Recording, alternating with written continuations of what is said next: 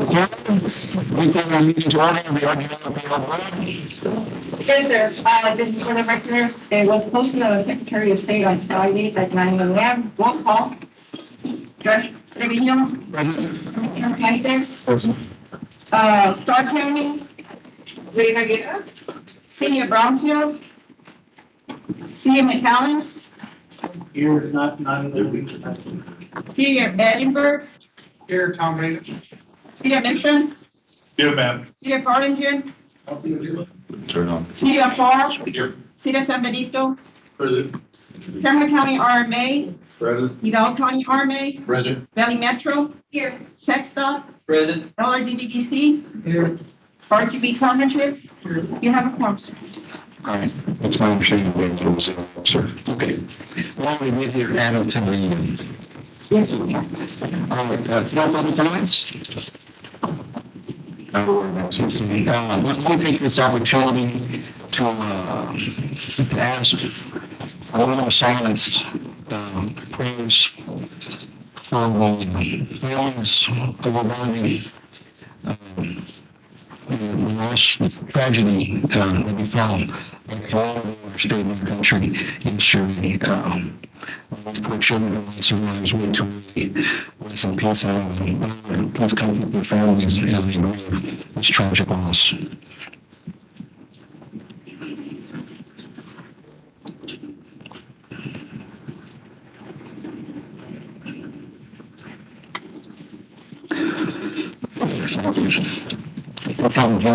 Approval for launch of March 30th, 2022, and cancellation of April 27th, 2022 meeting. Motion approved. Motion, second, made by the way. All in favor? All opposed, motion carries. Number 2, discussion of possible action to approve the FY 2022-2023 RGVMPO. Number 10, resolution 2022. Sir, from number 10 we're being presented. Good afternoon. Today, I'm going to present the second amendment for UPWP. We are asking to move carryover funds of about $1 million to conduct 2 transit studies for the city of McAllen, the city of Brownsville, a resiliency study, a performance-based study, and a corridor study for the city of Harlingen. Funds will also be used for the track and policy retreat, as well as for a new test that we'll be doing in-house for the complete streets. These funds are carryover funds when the three MPOs merged into one.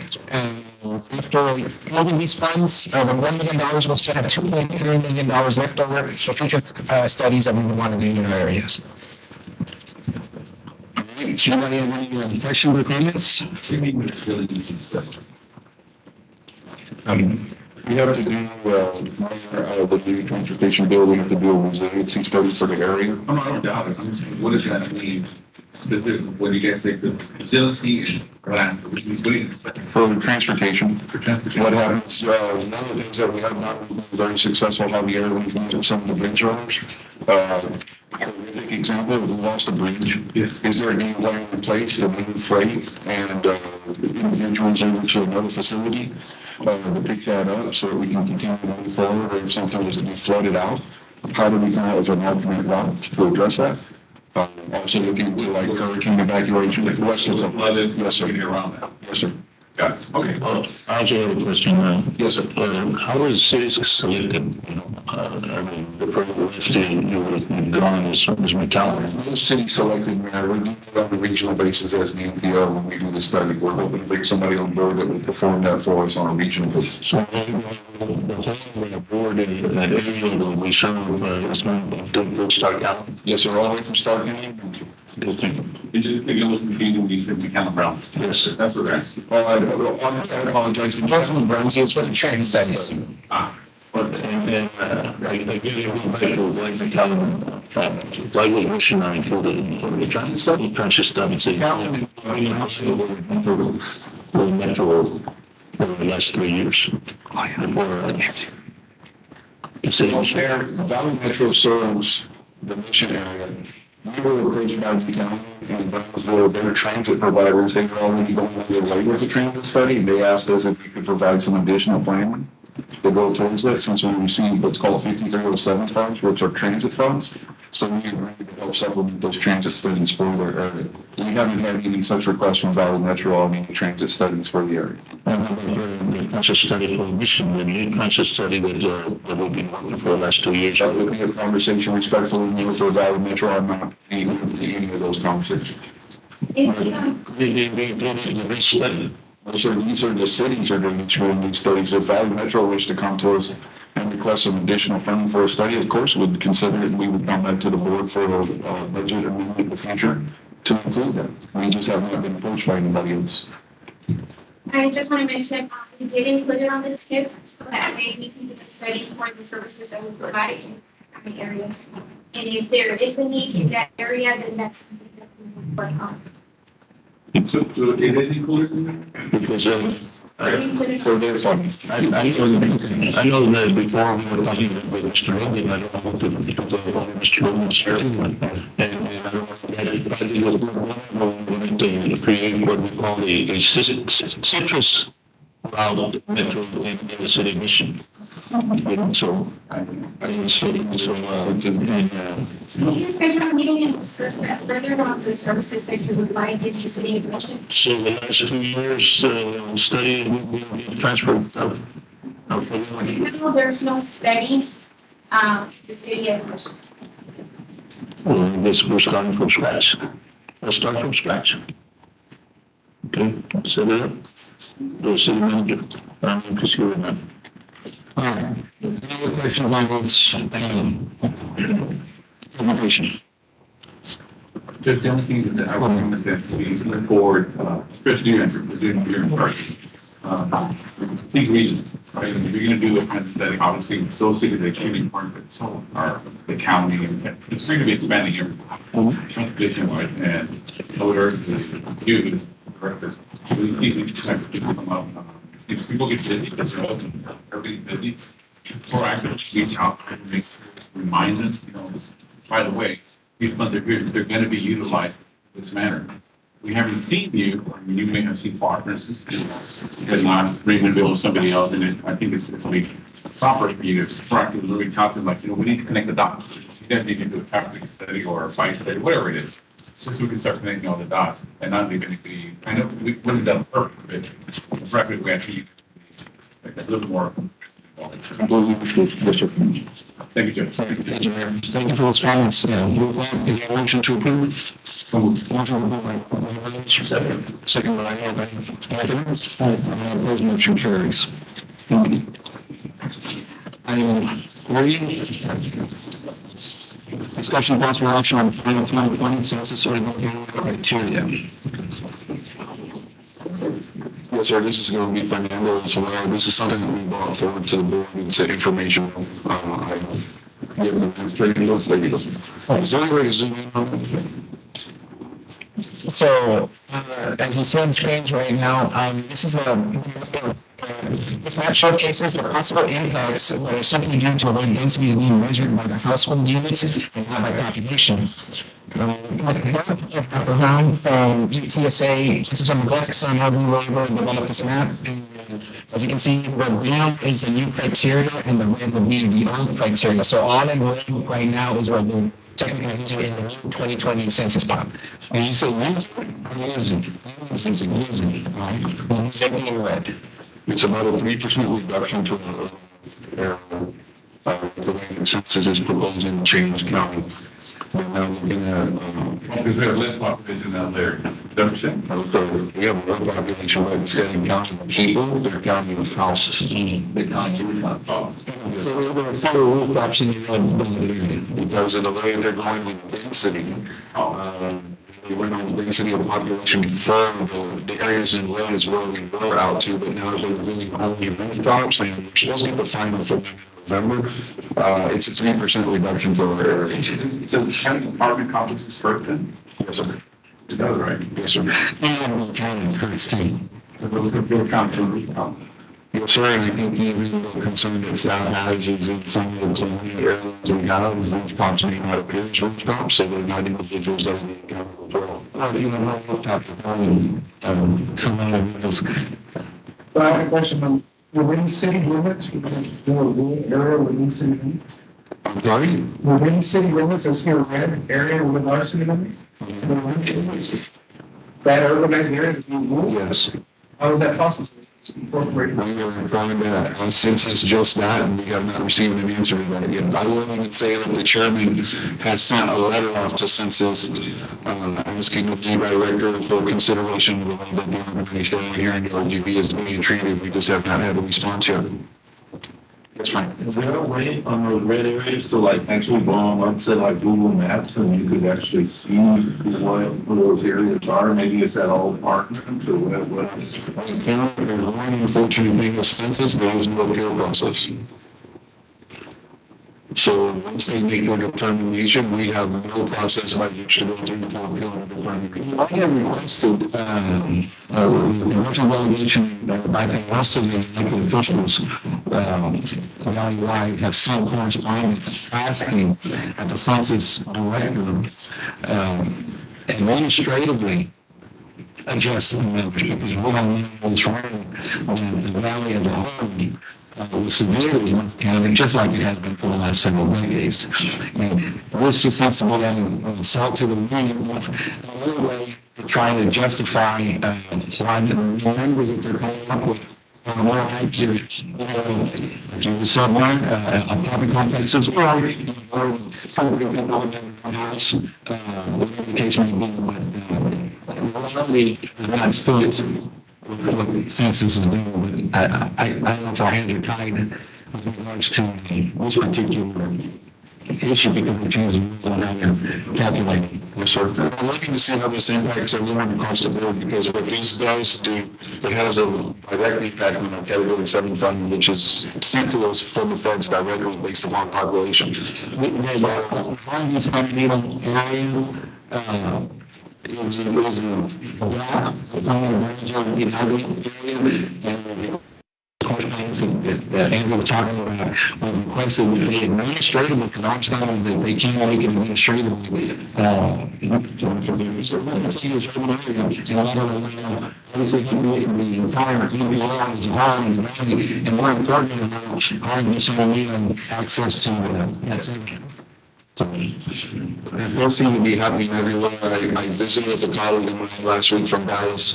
Because of the way that the definition is being changed, for example, they're looking at a 13% reduction to that area, and they know darn well they had no reduction to that area by such a high number.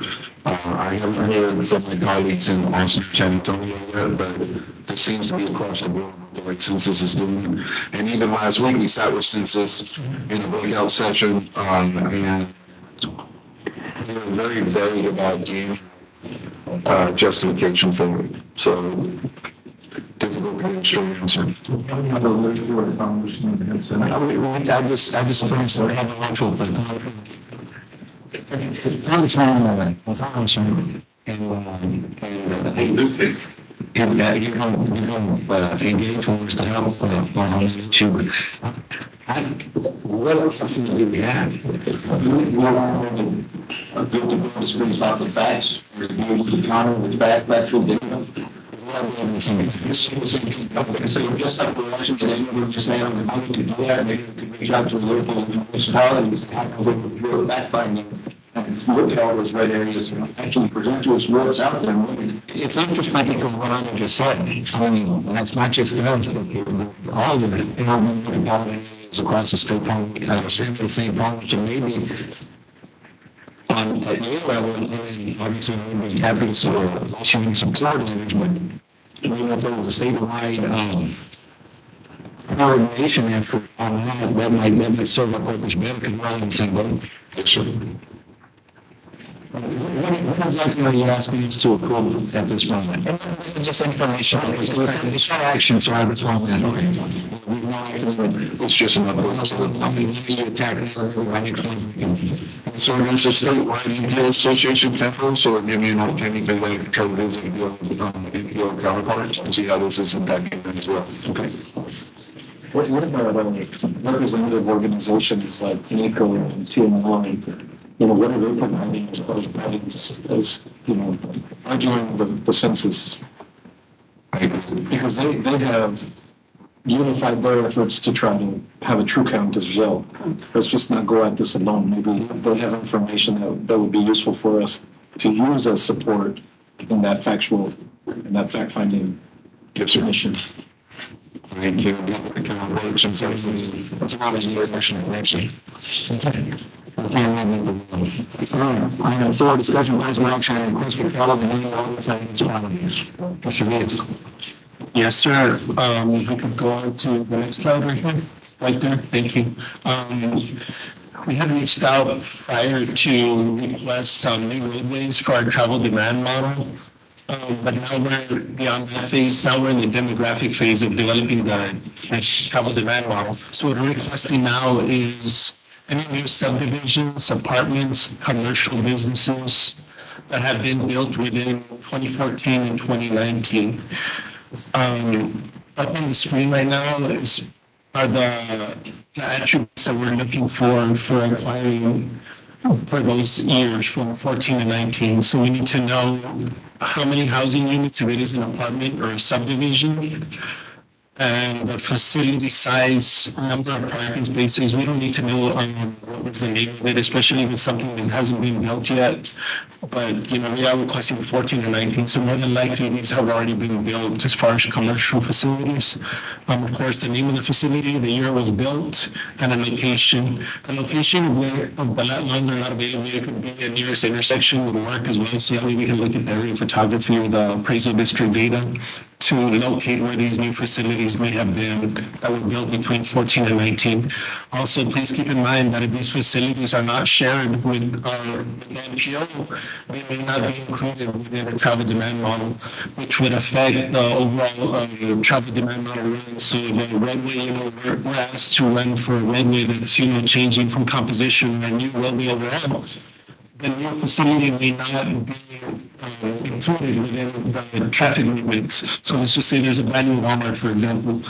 It will not show that amount of trips being generated for that particular facility. So that's why it's so important that we receive this information. If there are any questions, I can take it at this time. All the municipalities? Yes, all municipalities, counties and cities, yes. George with the county planning has reached out to me.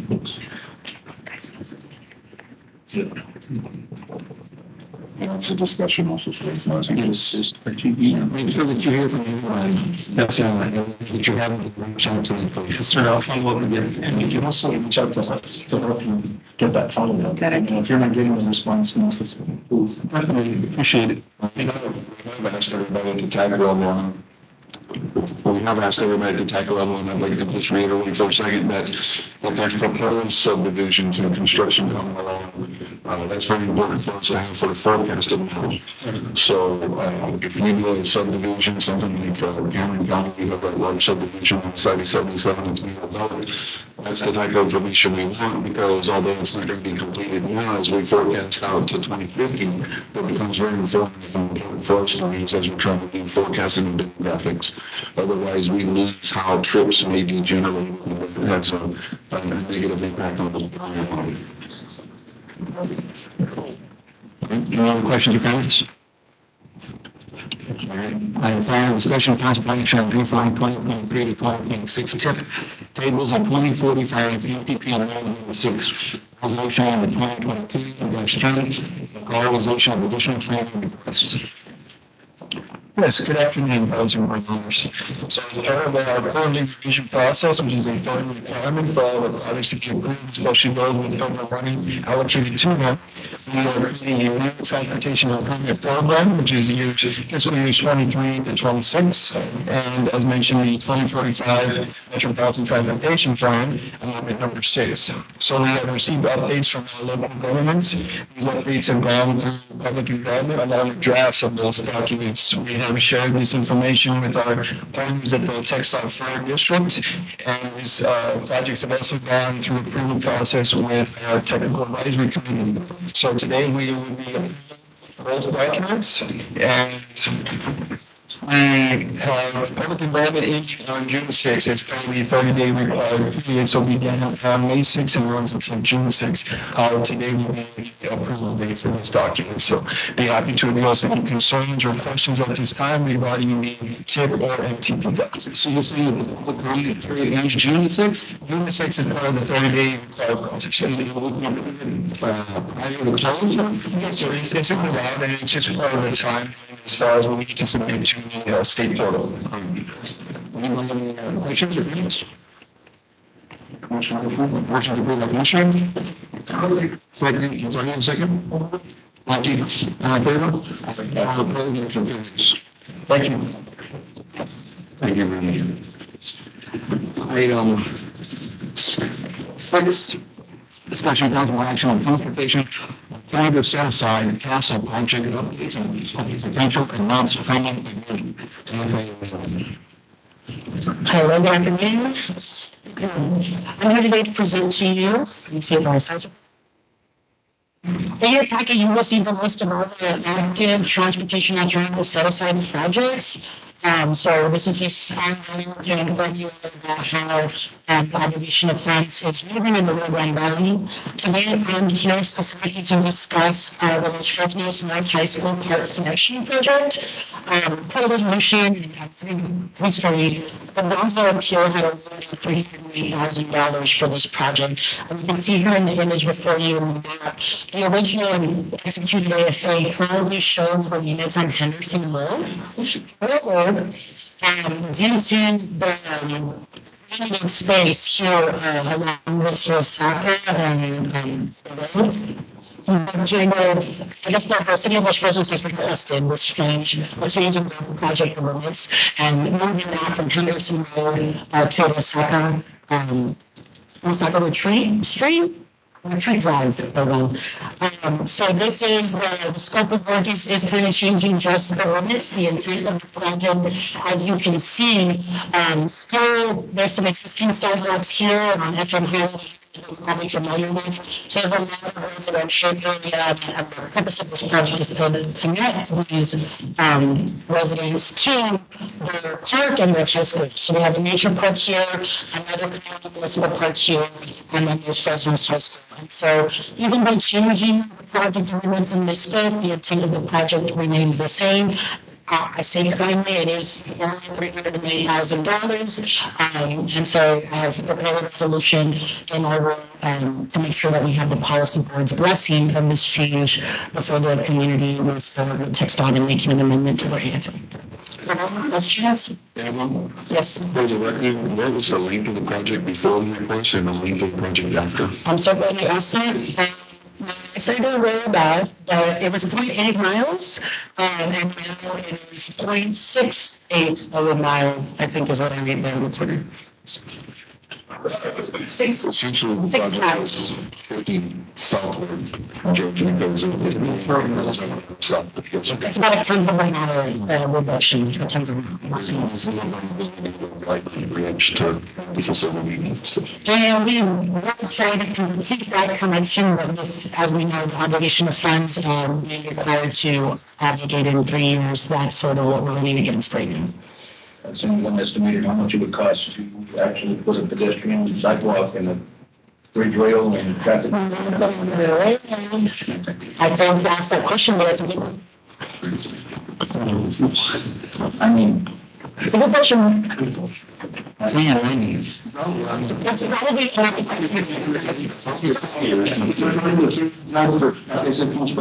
Yeah. That's a great question, but when I venture to guess, it's surrounding with the budgeting.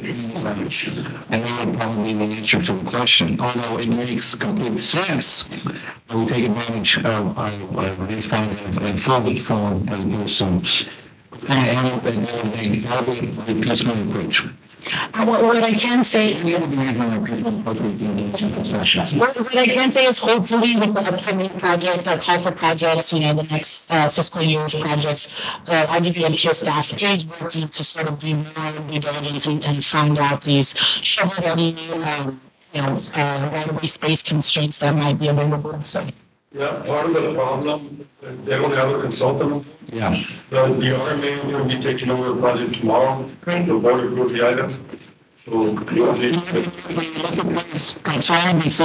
I've already told them. So that's good. Now that Peter's coming to the table, is there a motion to approve? Yeah, this is an action item. Motion to approve. All in favor? All opposed, motion carries. Thank you. You got the quote exactly how we said it?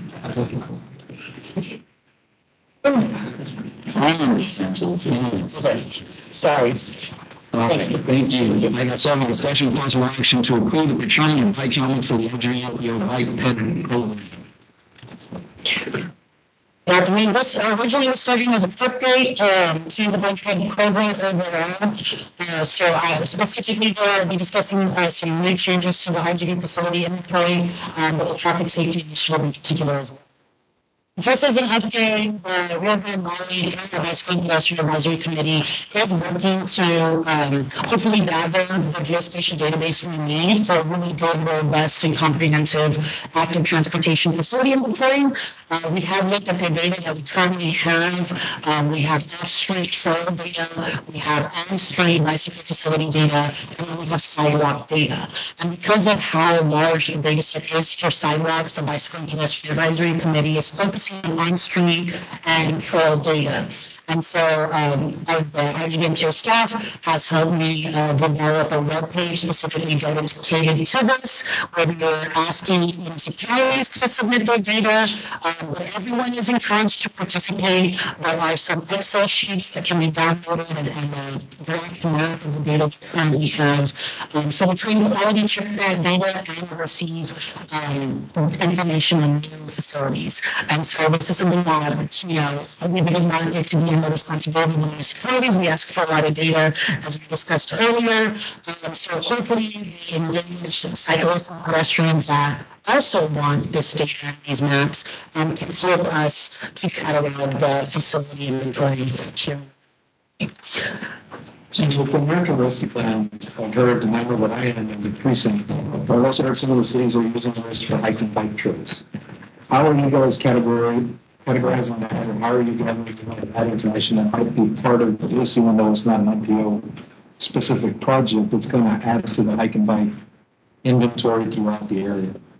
I have not personally looked into the American Rescue Plan and seen what the eligibility is, but I'm definitely happy to look into it. I made a note here. Well, I'm like actually contacting municipalities to see, City of Weslaco is planning to do an expansion of their trails. I'm going to do roughly 20 miles of trails. How are you gathering that information to add to your county? Well, I think what you're discussing is proposed facilities, correct? Like We're going to. we want that data as well. It hasn't been something that I've taken on as an initiative of the BPAC, but I am happy and want to gather that data as well. So if that's where we're at, I'm not sure if you're aware, one of the passive projects is the Hidalgo County Mobility Plan, Active Transportation Plan. And so that's currently an active project with the LGVDC. That plan, my understanding, will develop a regional Hidalgo County-wide proposed network. So if you have that data, I can reach out to the municipalities and ask for the proposed wants as well. But I think we'll start hopefully having some stakeholder meetings and some of that later this year. I'm just saying, not only reach out to that sounds good. It was interesting. It was actually in the planning phase of those types of projects. Because I think you would probably be pleasantly surprised if there are people that are extending their systems. I'd love to hear that. So you're just gonna give them these things that almost on the light, instead of maybe they're paying a subsidized rate, so if they really need it, they'll pay like $2 or something. Instead of just taking the helmet and just flea market or something. I hear what you're saying, but the city inventory and proposed network and geospatial database is one initiative. This is a grant objective, so the procurement and distribution of bike helmets and bike rides will be funded by the TxDOT safety program. If because it's federal funding, I don't think we can So that's not. Okay, so it's a grant that you're receiving for this purpose. Correct. Okay. Yeah, so we can give them a $2 grant to you. If it was a private foundation, you probably could. How are you going to determine who to give it to? Yeah, no, that's a great question. I'm sorry, this is what I'm here for, I'm looking for this. Which one you, let me tell you, I thought about this a little bit. So we're hoping to procure 5,000 bike rides, because of the cost of shipping out materials, we're getting fewer bike helmets, and that's, what's before you today. But part of the other grant objectives is to have 2 trainings for law enforcement officers and 2 trainings for project managers, like the planners and the engineers. So my hope is that we can incentivize the communities to send their law enforcement and planners and engineers by offering the communities materials. So if your law enforcement, your police department or your sheriff's office comes to training engineers, they sign up, they stay for the training, they learn, and you say, hey, here's, depending on the population size, here's the materials for you to distribute at your national night out. Exactly. So because I don't need just distributing 5,000 bikes mostly, we're hoping law enforcement and engineers to help us have a deadline to distribute the helmets and the lights. Yes. September 3rd? Yes. Somebody informed me, one of them died, and I was out. That's what I'm saying, it's around that time frame, but I know they go into October. Whenever the time changes, they try to get it done before then, but that's why I was concerned because that's a deadline. Yeah, no, there's some concerns about, but we're hoping for the back to school and August, September time frame. This is another of the lights and the helmets. We drafted the agenda topics that we're hoping to educate the law enforcement and the planners and engineer safety, but I'm bringing that to this work plan. This is the tentative schedule that we're looking at, and so you can see we're currently in May. So we're trying to procure these helmets, draft these agendas, identify speakers, and then working on drafting invitations by June and flyers. In July is what we want. July through September is when we want to really distribute those helmets. I'm hoping to have trainings, all 4 trainings, in the last 2 weeks of July. That's what we're shooting for. And so distributing them to the communities in July, so they're August and September activities. And then that final grant we're coordinating to close out will be in October. I think it's a good program, and the fact that it's, not funded, it's a good way to give it back, but, we are going to have some work to do, even if you're not out yourselves giving it to you, make sure that the community families, it's back to school, what have you, but honestly, you shouldn't have any shortage of giving up 5,000 lights to the residents and kids. Well, correct. I'm hoping I'm trying to prepare the lines and the signature that is going to be needed in return, make it as easy as possible for the people helping distribute the materials. But there's a plan in order and working at it, yes, sir. Not giving like a percentage to law enforcement officers, so when they see a body without lights, or there's some kids riding without helmets, that would be an effective way to distribute them. Because I just think that we're gonna have some duplication here for people that already have helmets, go, yeah, I'm crazy. As long as the employer distributes the helmets and lights by the 30th of September, we'll get our end of the grant. Yes, sir. These groups or whatever organizations can get engaged on a community basis. Sure. Sheriff's commissioners. I definitely suggest that during the trainings, like, hey, whenever you see these, here's a couple of ways you can distribute them events as kind of educational. Really sounds fun. For more ideas. Thank you. Yes, so that is the goal. Rex recently presented on the safety statistics in the Fly District, and so, hopefully we'll be seeing more safety programs and initiatives, and the RGVMPO is working closer with our TechStop partners to, address the safety concerns of our region. We want to see a reduced rate of serious injuries and fatalities in the Rio Grande Valley. That is fine. Motion to approve. Thank you. Second motion, second by Commissioner, all in favor? George? Yes. No discussion. I'm sorry, I didn't move forward because you threw out a number, it was 5,000 bike lights. It's 2,725 pounds. Only increasing cost, so just for the record, make sure everybody knew that. I'd be afraid of wasn't residents too. We're sitting here, you don't have no shoulder, but all in favor? All opposed, motion carries. I appreciate your motion and thank you again. So once again, I'm going to also update you on the County Government Feasibility Study. This is just an FYI, the Federal Highway Administration used the Federal Land Access Grant and has officially completed the feasibility study for the Mejia Valley Trail. This is a Federal Land Access Program, meaning that it provides. The feasibility study has been completed. This is from the Federal Land Access Program. Will be long-term maintenance on it? No, that's not, there's no agreement, there's no maintenance agreement. This is just a study on the route specifically.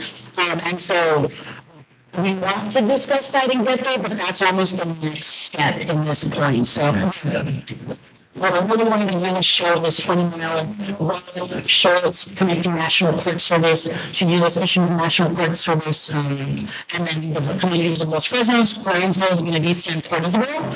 And so there is an opportunity now. The deadline for the Federal Land Access Program is August 1st. It will not, the program will not open or have a traffic packets until 2025. So these next 2 months are the time for a potential application to go in, and that's just something that we're considering. In the future, to your point, Commissioner, we do want to look at a package for the region for a potential raise grant next year. We'll be continuing with your application next year. Yeah, we're looking at, if we see enough projects and enough interest to go out for more bicycle and pedestrian infrastructure, we're hoping to put that together. But thank you for your time. I won't take any more of your time.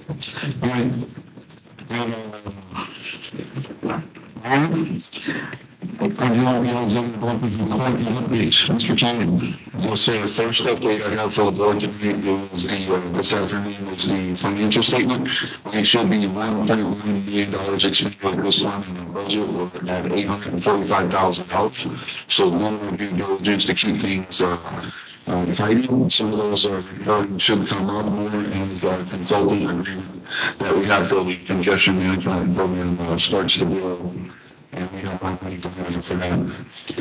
If there's no questions on the budget, on the staff side, staff did attend the TxDOT Transportation Planning Forum in Houston, and also the MPO conference, which is the National MPO Planning Tools and Symposium.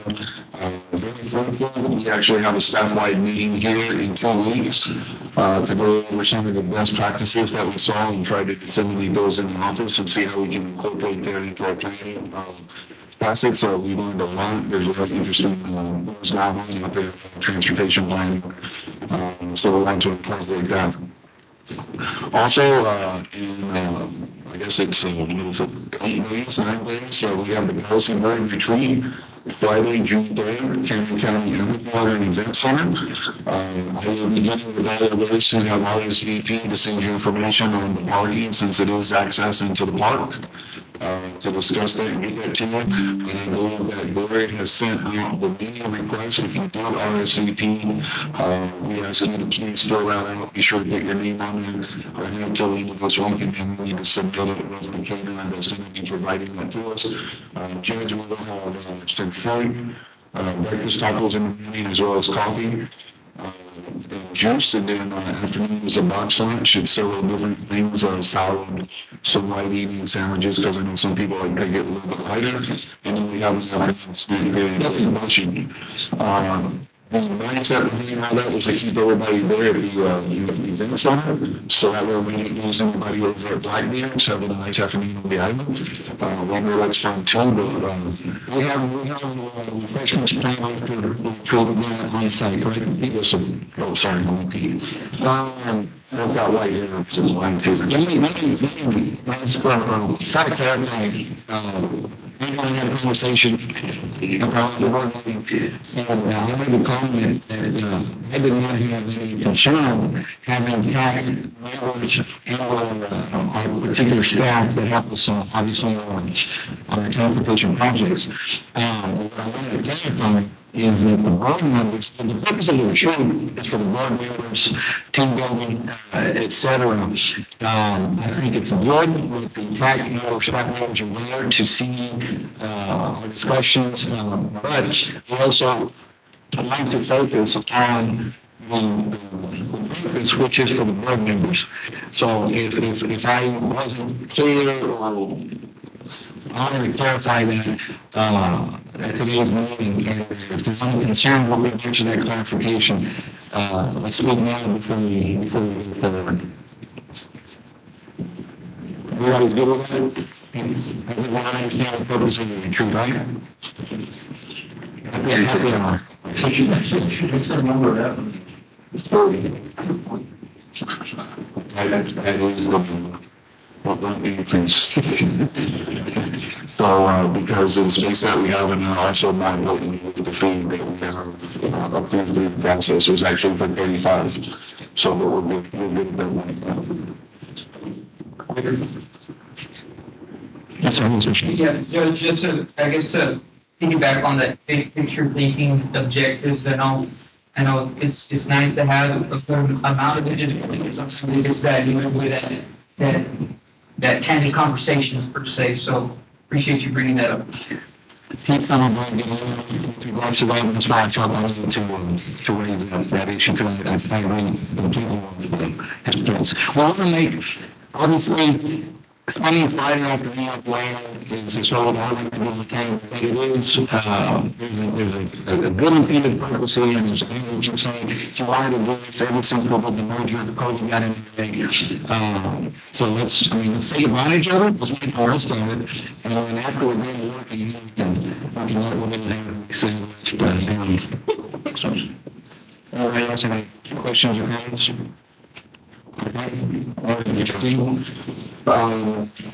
I was released by the TxDOT Commission, particularly Brian to serve on a statewide safety task force that TxDOT's leading with some other MPOs and the state TxDOT administration.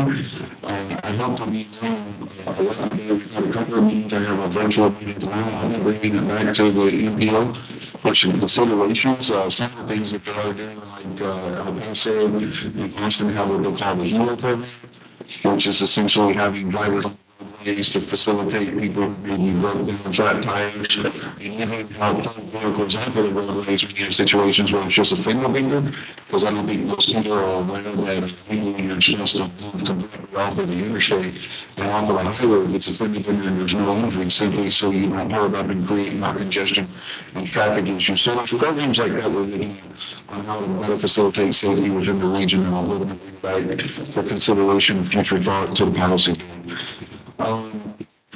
We'll also ask, I know the elections have taken place and we have some taking place, so I just ask, please keep in mind that we need your proxy firms whenever there's any change. Gray does a really good job of getting that out, and we try to remember any and odd changes that may happen after elections, but it's the only way we can keep track of properly who's designated by which local government to serve on the policy board.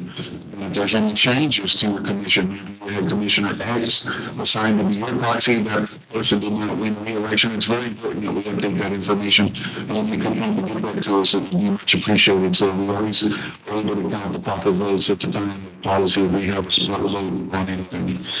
And the last item I have, judges, I appreciate appointment of Tony MTP. The audience staff have done a remarkable job. We will start beginning working on the 22 UTP members that we're expecting TxDOT to fully adopt in August. We're not being told if any changes to those numbers, so I'm really fine with the numbers that we have. I will tell you, I have the immediate amount of things. Do we have a table of that, really? The total amount of things? Yes. That is So, the delta over the 10 years of the UTP, the difference for us is about $30 million of additional category 7. We received right at around $220 million in requests. $198 million from Hidalgo County and $17 million from Camden County.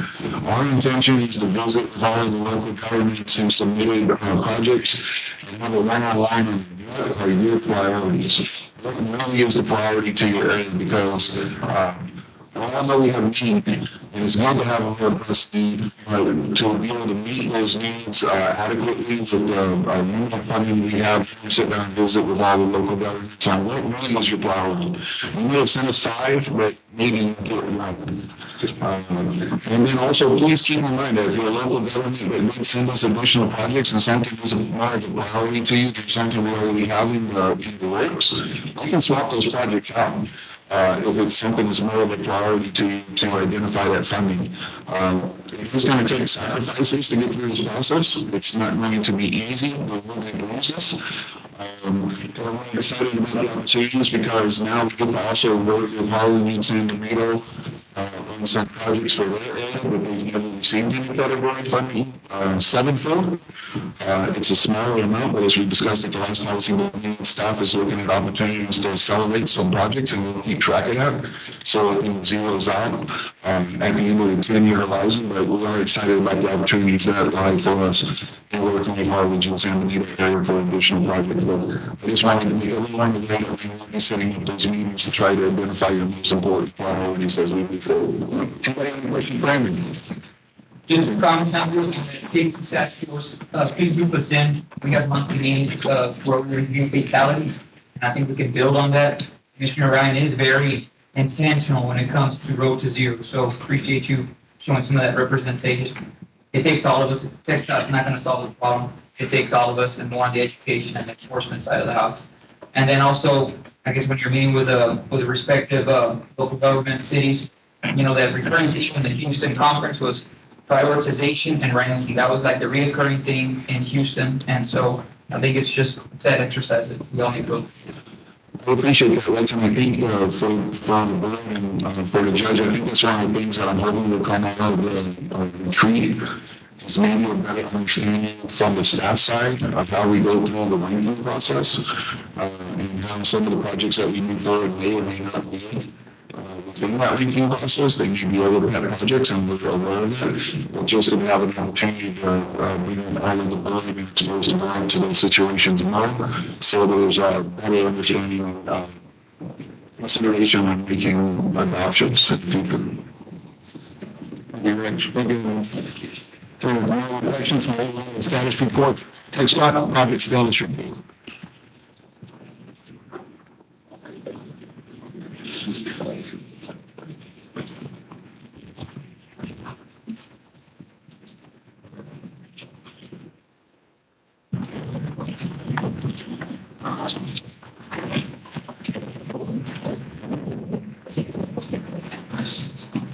Well, good afternoon, everybody. My name is Weslaco TX. I am a project manager for the TxDOT San Benito office, and I'll be presenting you with 2 projects this afternoon. The first one is FM 1732. The project limits are from the US 281 all the way to IH 69. The scope of work is the rehabilitation of the entire roadway segment, and the prime contractor is Foremost Paving. The estimated completion date for the project is October of 2022, and we are currently sitting at a 73% completion. 72%. I'm sorry.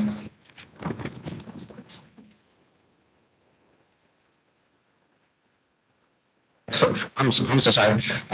So let's make sure you can see that the prime contractor has already started with the proposed concrete driveways throughout FM 1732 all the way from Climbing Avenue, FM 1732 from Climbing Avenue all the way to Yahweh Vista Road, while maintaining the access to our local traffic at all times.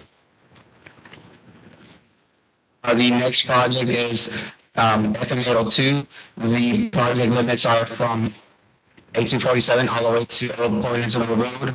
The scope of work for the project is the introduction of raised concrete medians and the widening of the roadway and roadway. The prime contractor for the project is Texas Cordia, and the estimated completion date is August of 2022.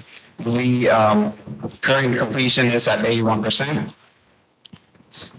From this picture, we can see that the prime contractor has already completed the proposed sidewalks on each side of the road, which in this case is FM 802.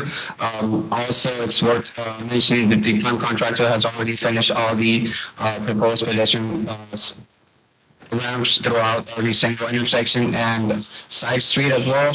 And we can also see that the proposed raised concrete median running along FM 802 has already been finished, dividing the eastbound and westbound traffic as intended.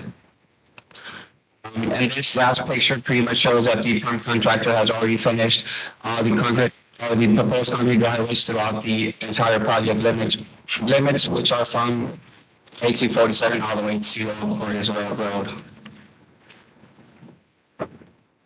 And with this, I'll be handing it over to Mr. David Leno. Good afternoon, board members. Today, Board Texas of the District Construction Office for presenting the design build change project next. Currently, the project is about 37% complete in construction, 99% complete in design, and overall 51%, a little bit more now. Still has an estimated substantial completion date, December of 2023. And to this presentation, one of the highlights is going to be the major traffic changes that will be occurring in the next few months, which is going to be something that make a number because there's going to be some major traffic changes in a lot of the prime collectors that we have open proposed to be demolished and reconstructed in place. As you see, there is the underview of VC4 and on the right-hand side. That one is approaching completion. There's an estimated completion date of April of next month, possibly 25th. The goal is to complete VC4 connect on the right side the end of next month. What that's going to provide is the next plan phase of construction that I'll be speaking here shortly. VC4 on the right-hand side now, as we can see, it's a lot more progress now, as you can see in this area photo, but VC4 connected on the right-hand side, that's going to, as the current phase of one, and we have thought of that. So in the current phase, as you can see, VC4 highlighted in red, there's a one section, the red section was currently being constructed, that has an estimated completion date of June 18th to 25th, shooting for the end of the year. What's going to happen next in this phase is a lot. And then some of the information shared, it's going to be some earlier photos of the traffic changes, which are military photos, so you have to kind of connect the changes with what we're speaking to kind of find anything in. So what you're seeing here is you can see which is in the blue color. So that's going to be checking in what phase traffic from the prior VC4 is going to be shifted over to that VC4. That'll occur in the end of the month's time frame. At the same very moment, a few weeks later, 3-4 weeks later, you're going to have VC3 traffic shifted on the same VC4 connector in the blue on the left-hand side. What that's going to happen is the current VC4 is going to be closed, the current VC3 is going to be closed, and then shortly after, about a month after that, the current VC2 will be closed as well. Okay. You have a all closed within 30 or 60 days? We're going to have more closed in a matter of 2 weeks. And then, so that's all the right information to cover. It's really hard to kind of depict those information for the slides. We got to close it. So the V2 function is coming up. as you know, we have these residential traffic along the line. So BC3 connector is going to be shifted, is going to be toward the BC4 connector. So BC4, on the left-hand side, is going to have BC4 connector traffic and BC3 connector traffic. As you know, new connectors have 2 lanes and shoulders. This accommodates 2 connectors, and then the 2 component connectors on this plane phase, on this plane phase. They go in opposite direction. They go in opposite directions, exactly. Good point. That's how I was just. That's the point, Steve. Yes. You can raise your voice again. Sorry. I'm truly lost and I apologize if I'm going to it's in front of the opposite direction, so how are you going to feel about the facility of 4? It's coming right.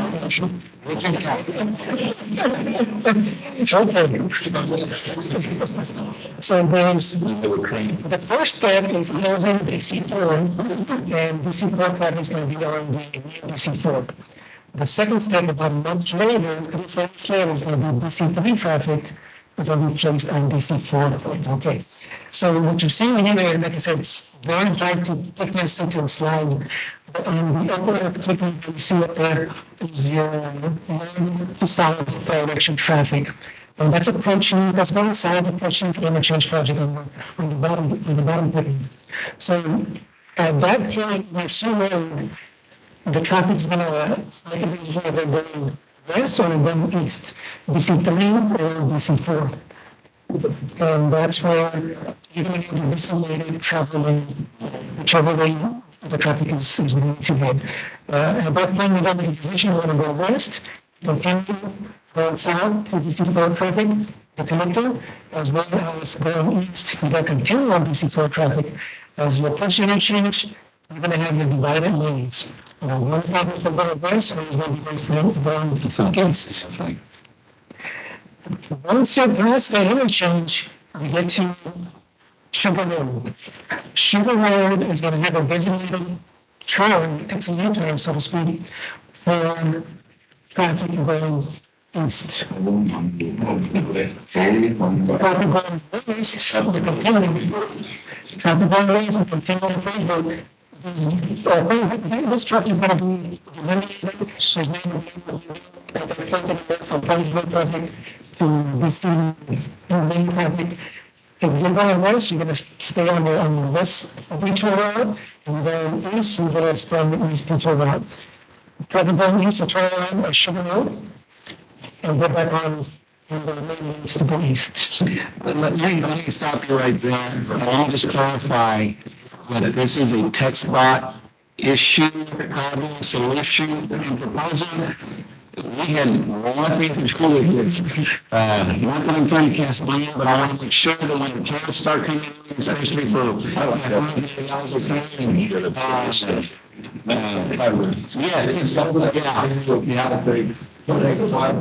do you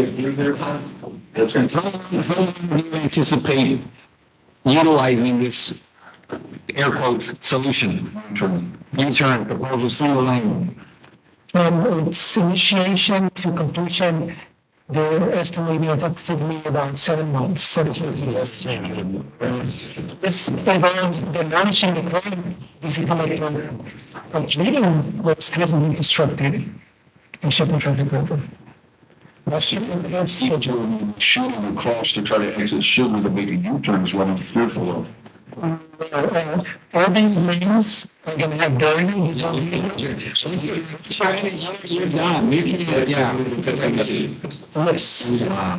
I appreciate your chosen, however, as the judges shared, your primary question was not in the room, well, that's unfortunate. But I see you get called all the time about 4:30, inquiring on why this is closed, why there's an assignment about detourship, and how come this is not up, and who closed it, and since it's not an R&E project, I'm not aware of, but I can find out.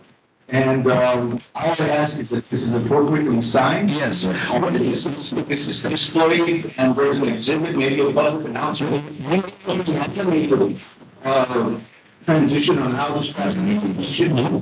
And we anticipate this starting. The first step, which is DC4, shouldn't be too much of a change. is scheduled for the end of next month. Okay, because I said we'll do, After that was BC3, what I just took. And then the month after that, so, okay, we need 60 days, 60 to 90 days, depending on when you start your date. His plan is completely accurate. If not, I'll have got to let the commuter, because it's not just Fidalgo County, you've got John County people and working and everybody's racing. So every, I mean, the community is going to be, If I may add, we have a contract, design build contract, we have the public information officer to do that outreach that you just mentioned, but we will take note to hit those target audience. I just wanted to let people know what's coming because it's, you know, we're gonna go like, I just use my technical term, the commissioner from what the matter with the building. And so, you know. I'm also trying to make sure we apply the renewal actions that happen on the interchange. So, hopefully we're considering at least some site buffers, so emergency services can get in there. Because if not, you're just gonna create a complete cluster of trying to get emergency services in there. yes, no, we can, That is actually for 30 days, if I understand right, you're going to open it up. And people will initially going to go, this is fantastic, there's 2 lanes going to rise, it's going to flow great. And guess what, in 30 days after that, boom, no, we'll see what happens. Keep right, because the other lane is going the other way. Wow. it's, for one days, it's not going to difference on the mobile. So it will already have a barrier in the summer. And then on a summer lane, of course, you're not going to see any work taking place. You know, This is an issue, we come on, which must have been during the time I don't know. I don't. Right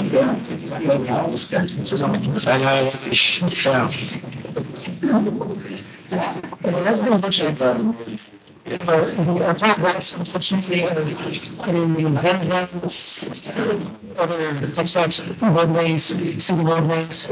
You know, yes, this is a, you know, significant detour, but compared to having to detour private and city roads, frontage roads, traffic lights,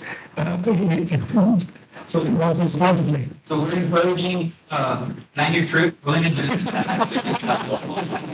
Number 2, the design build contractor has a website, DPJB, for updates to traffic switches and to stay informed. Alternate routes is encouraged. If you compress the time it takes to get in, get out, as opposed to enduring those 3 phases, major phases, further out.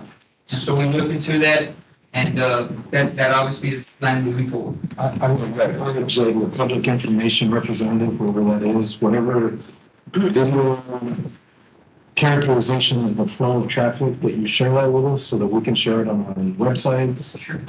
Share it on our Facebook, do PSAs with every entity that we can share it with. Because the more people that see this in advance, the better it's going to be. I agree. Share that information. Share the website again, Rick? DPJB.com. Is there an animation on that, Rex? I believe so. Working on it. And I know plans for that side, the company side, as well as Texas sides working together to put something together for the media. When's the first one? About a month.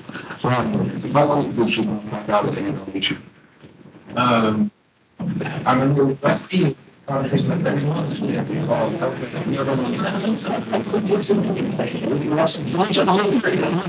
a great question for you. Short straw. This question. I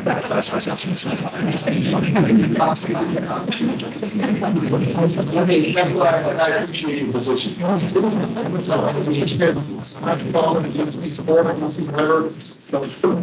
Same where they're going. Those of us that don't travel that area very often, I don't know what you're talking about. These free, these short. I can't be attention to tell me that. I promise you remember the first time. Oh, that's what he was talking about. It's the southbound to McAllen connectors. Southwest calendar, something. Some of the majority It's the southbound to McAllen. So what you're gonna do is we're gonna put it all on one ramp, getting west with the access to you guys exiting, making a turn, getting back on the expressway to go east. That's more confusing than that. That's one of them. That's just one name. For observation. Maybe perhaps putting police officers underneath the signal and where the signals are, because sometimes you have a whole queue on one side for 3 cars that are going through. And that really even frustrates the driver even more, and maybe having a PD or somebody directing traffic under there for the peak hours of traffic or something, and making sure there's flow and continuity through the area, because we're going to be going at a snail's pace. It's a little less frustrating than when you're sitting there watching somebody talk and hold the shovel for a while before he's told to go move the stop aisle or whatever, you know. And people are very keen on picking up on all those things and the fact that it's using my tax dollars for the road. So, Yeah, it's the difference between the prefect of board says, whether the cities and enforcement, the kind of enforcement of those movements on intersections. Yes. Getting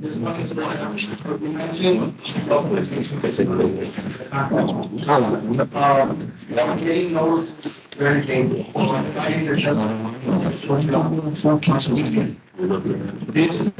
This plan, we're on the maintenance side. It needs to get out of the one, I need something out, so I can get that out to my electricians. To get them, I advise, next that's $100,000 authorities, yeah, so by the communities. If that message doesn't get out, I don't see this man not getting a lot of black that checks on. Obviously, you guys, people. Thank you, sir. You need to bring the presentation over and just that. I wasn't thinking doing a bad job. Even though this is already enough. I think it's over here, 80, 30 days, you know, starting. We're at some. Should be on. Question on that. Well, I agree. I was asking to look at so, just to second vote on the points as far as time frame, the first step, which is BC4, is not going to change much to what's there now, except we're going to be shifted to connected to another, right, to noon. But the next phase, 2 months from now, that is going to be the major change, right? So definitely, we'll discuss with the contractor.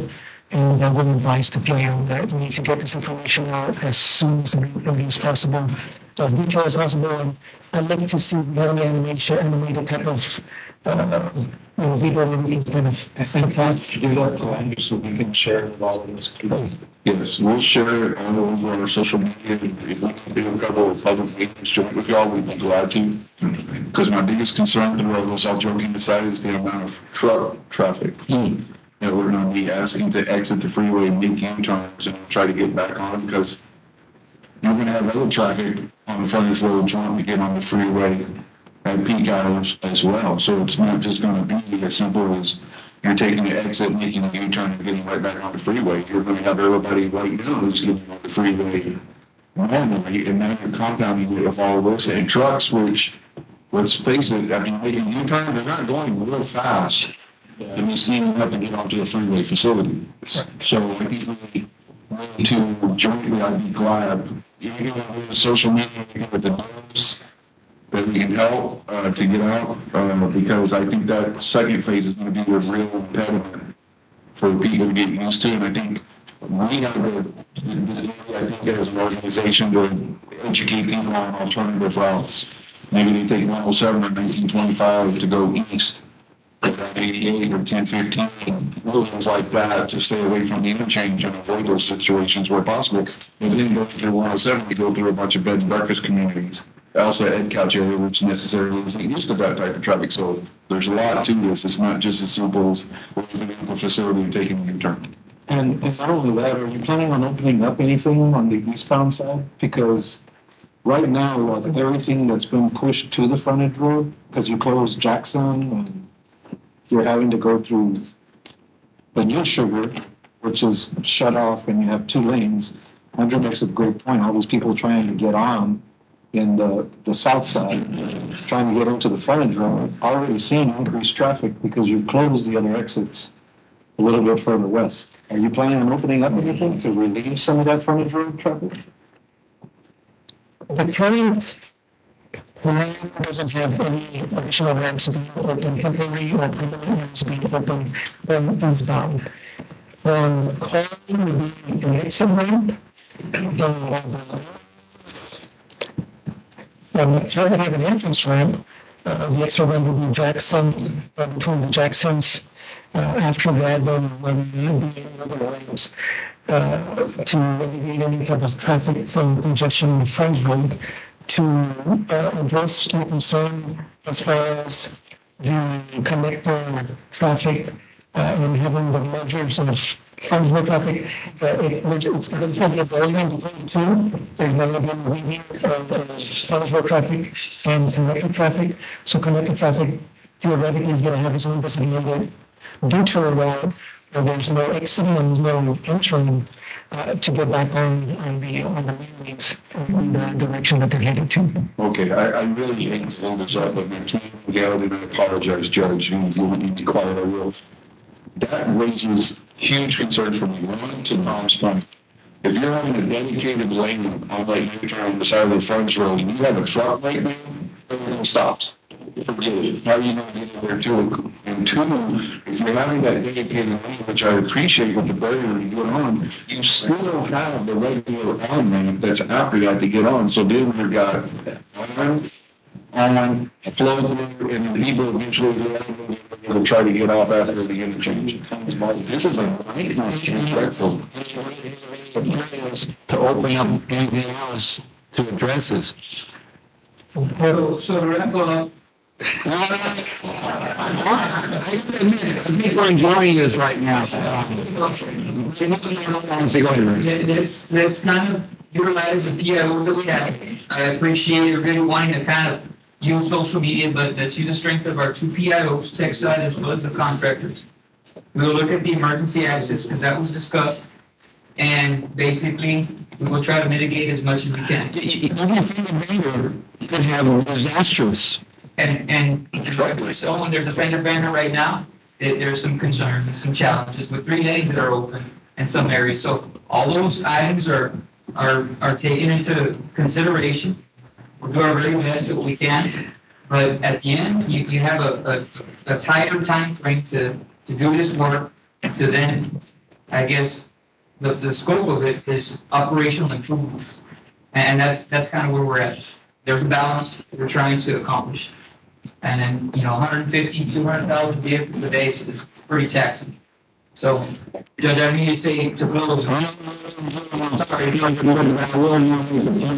is interesting that good old Pete isn't here today. What a coincidence. Anyway, well, I think it needs a little more, but I think we've raised some major issues, some major concerns, and I think this is well alive. Obviously, we don't know but I'm not so sure, not being technical engineer, I'm not so sure that the proposals are going to really, I think you're going to make a bad situation worse. That's what they calls for. I'm just going to have some alternatives because we're just football right now, we're giving out incidents or examples of why this is going to create a bad situation and make it even worse. Now, if you're going to take a medicine so it's only closed for those 7 months, I think everybody will understand that, but you got to make sure that people know because they're going to be upset. God forbid when you have a truck right there or family or anything. And if you're not familiar with the area, I mean, and going to County may not be as familiar, it's going to create just a whole set of frustration. So we have to get this out now. And I hope you get some sleep tonight. Anything else? You have any more good news for us? Yeah.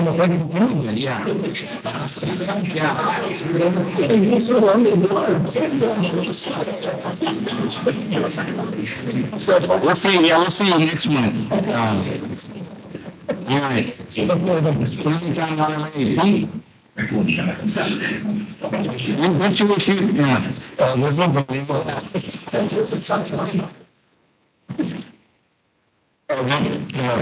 are pretty quick. So, the Veterans Good Project, we opened this last month. Actually, in April 29th, we received one grant. It was approximately $100,000 over the engineer's estimate. So it was a good bid that we got. We're still looking to the fire district to try and get the bid awarded and the contract approved so we can proceed with this project, which will double the capacity for passenger vehicles at the Veterans Bridge. We got two projects. We should hear from Union Pacific a week from this coming Friday, but we believe that they'll approve our Veterans request on the design and we'll be able to proceed to complete the PSNE for this project. E3 project, we've submitted 30% PSNE to TechSouth, waiting on comments from TechSouth, so we can move them and then proceed to 60% PSNE. We're utilizing local money to advance this project to the construction phase.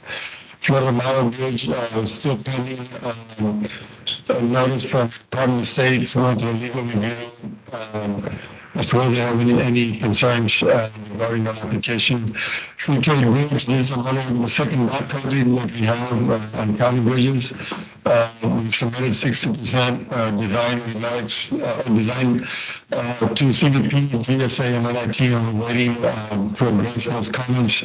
Should have 90% design complete by June. Should have it under construction, hopefully by September of this year.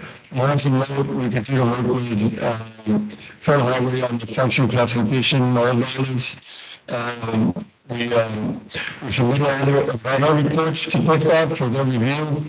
So happy to get clearance for a public hearing and then get environmental insurance. We went right away utility to them. The design is 100% and the funding is in place. We'll have to work through the MPO and release conference to try and accelerate the learning of the project. From 2009, we should have a consultant on board tomorrow to the board meeting, utilizing local money to complete the preliminary engineering and then the PSNE on the environmental. Green Road, again, we should have a consultant on board tomorrow to do the preliminary engineering and the environmental. It is funded for construction. As for Williams Road, this is a partnership between the county, the RMA, and the city of San Benito to pursue this project. So hopefully we'll have a consultant on board tomorrow as well. As to our second access, our consultant is working on the environmental document, the draft EIS for the project. So we've begun the dialogue with TechSouth and ENV as well. South Carolina Corridor Phase 2 is about 10% complete. South Carolina Corridor Phase 3, the county acquiring right-of-way. And at a future date, we'll proceed with design and engineering.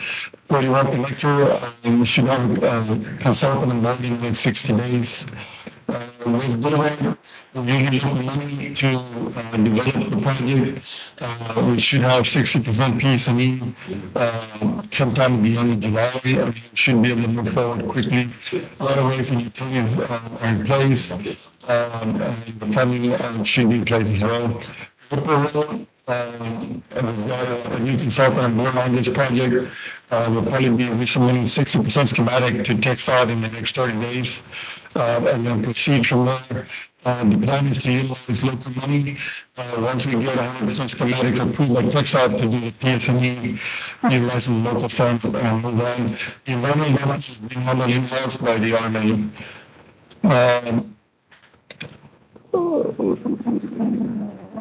This is the sidewalk project that we discussed earlier. We're part of the student forum tomorrow in the RMA assessment and completing the project. I think they've got about 14 months to get the project done, so We'll get a consultant on board tomorrow and we'll get that on, and, I don't see any problems, meeting by midnight for textile.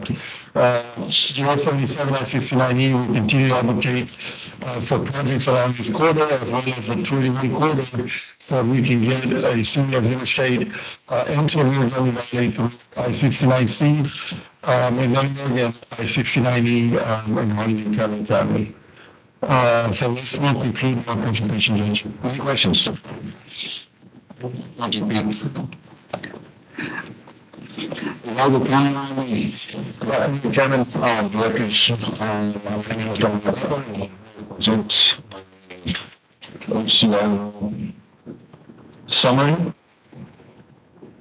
There we go. Starting on page 4, we have the 365 toll project.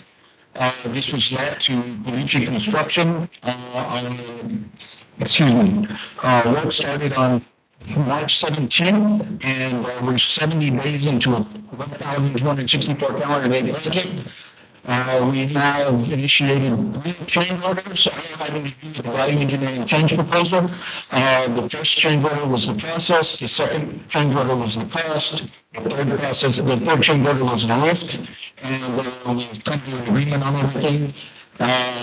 This is moving forward. We've luckily looked at every traffic I have in my project. This is it's a going forward project, and the majority of the work is in the rural area of United County. So we have approved yesterday plat number 1 for $23,634, and we I look forward to coming before the board with the future risk environment when we continue to adjust utilities, gas lines, overhead power lines, and continue with the design of the wetland mitigation site. This is to compensate for the impacts, the environmental impacts we have onto the project. This is part of the environmental justice. We purchased a 63-acre plot just south of the river. And we will be building a mitigation garden, I pilot, 23-acre site, but planting a kind of $2.5 million project, inclusive of the water to make sure that this is a sustainable project. With that being said, real quickly and briefly, any questions, inquiries on the 365 project? On to IBTC, this is the next section further to the east. It's approximately 13.1 miles long. It's got 3 lanes, including 3 phases, 3 lanes, 77, connecting the 365 project to from 493 and going up to I-2. We continue our NEPA process and our environmental justices. We did have a public meeting on the 5th, and the environmental document was approved. We, most importantly, we're able to squeeze in and partner with TESA on successfully submitting a NEPA project on this project, $126 million proposal, and we hope to come before the board with a positive result on that sometime in September. With that, we move on to the overlay corridors. The overall money accounted for the last, since 2014 is approximately $38.7 million. For the year of 2022, we collected $2.3 million. In the month of April, we saw approximately 3,198 crossings. This is a slight decrease of 12.4%. It was less impactful than what we anticipated due to the minor incident we had on the bridge closures. But it turned well. Interest continues to peak. Ironically, the construction cost index lowered 3 tenths compared to last month.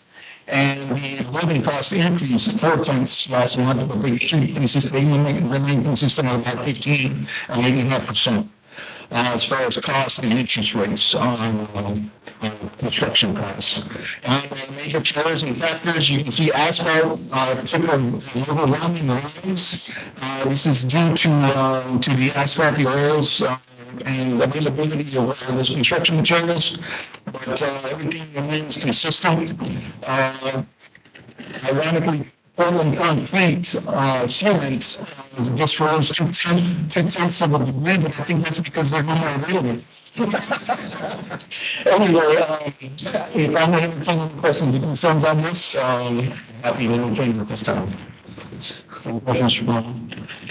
Thank you, Brian. Thank you. The regional transit metro.